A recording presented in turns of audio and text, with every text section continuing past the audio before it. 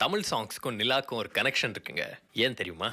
நிலவிடம் வாடகை வாங்கி வெளி வீட்டினில் குடி வைக்கலாமா? நான் வாழும் வீட்டுக்குள் வேறாரும் வந்தாலே தகுமா? என் இனிய பொன் நிலாவே, பொன் நிலவில் என் கனாவே, என் இனிய பொன் நிலாவே, பொன் நிலவில் என் கனாவே. வெண்ணிலவே வெண்ணிலவே விண்ணை தாண்டி வருவாயா? விளையாட ஜோடி தேவை. இளைய நிலா ஒழிகிறதே இதயம் வரை நனைகிறதே.